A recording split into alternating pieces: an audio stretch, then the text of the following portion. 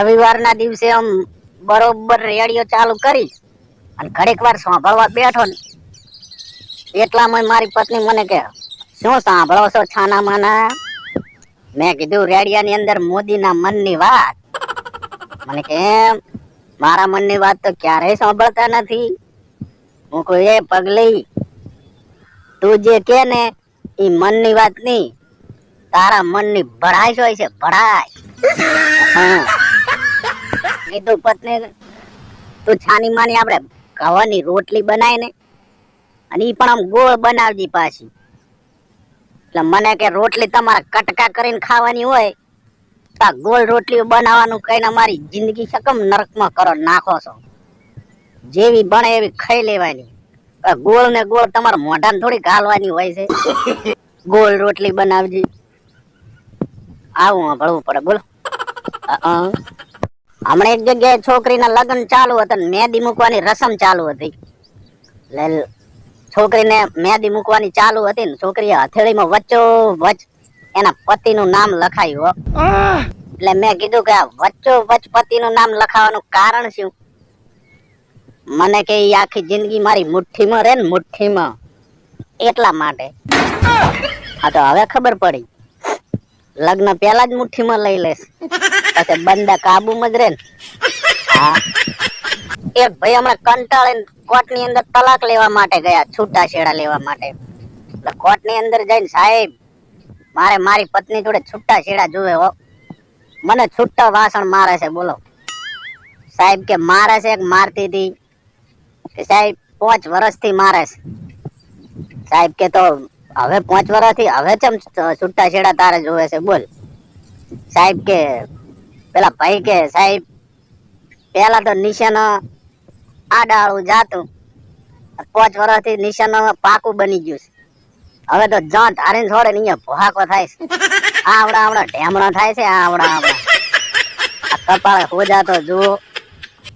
આવો લાચાર બિચારો. બોલો જજ સાહેબે ફટાક દઈને છૂટા છેડા અપાઈ દીધા.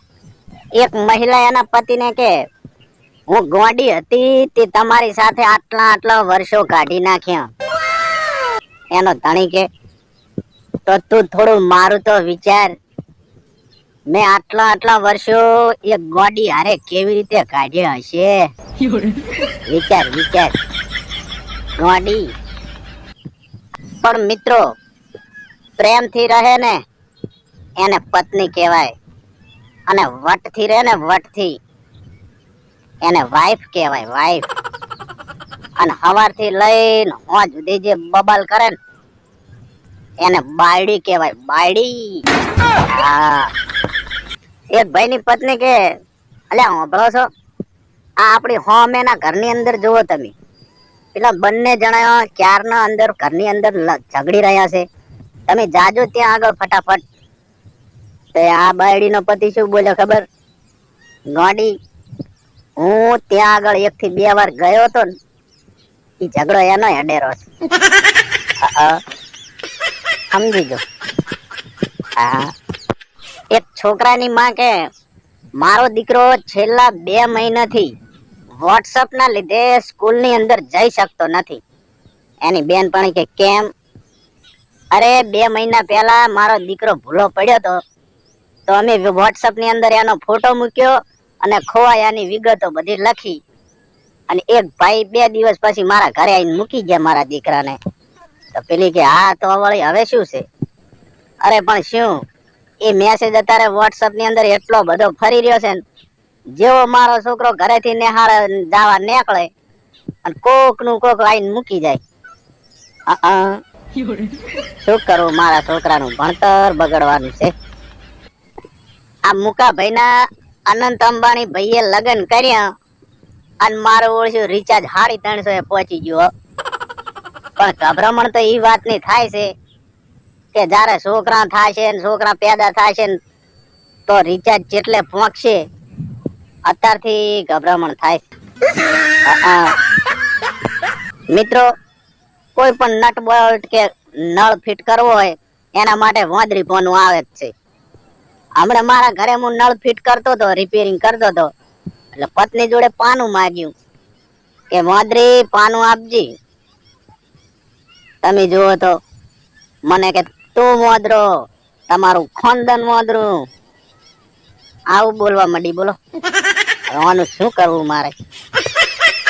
હા, શું ગુજરી ગયેલા સમયની અંદર જે મિસકોલની પ્રથા હતી ને, એ બંધ કરાવવા વાળા મુકેશભાઈ અંબાણી જ હતા. પણ હવે ભવિષ્યની અંદર આવનારા સમયની અંદર પ્રેમિકાના નંબર ઉપર રિચાર્જ કરવાની પ્રથા બંધ કરાવવા માટે મુકેશભાઈ અંબાણી જશે. 101% તમે જોજો. રિચાર્જ મોઘું થઈ ગયું છે હો. ઘડીએ ઘડીએ રિચાર્જ નહીં કરાવું, આવા જવાબો આવશે.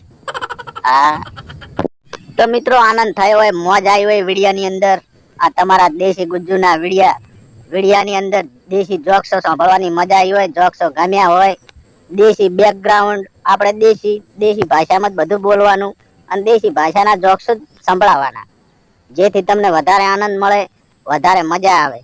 તો મિત્રો, સાથ સહકાર આપી વિડિયાને એક લાઈક કરજો, ચેનલ સબસ્ક્રાઇબ કરજો અને મળીએ હવે બીજા વિડીયોમાં નવા જોક્સો સાથે, અને એ પણ એકદમ દેશી. ત્યાં સુધી રજા માંગુ. જય માતાજી.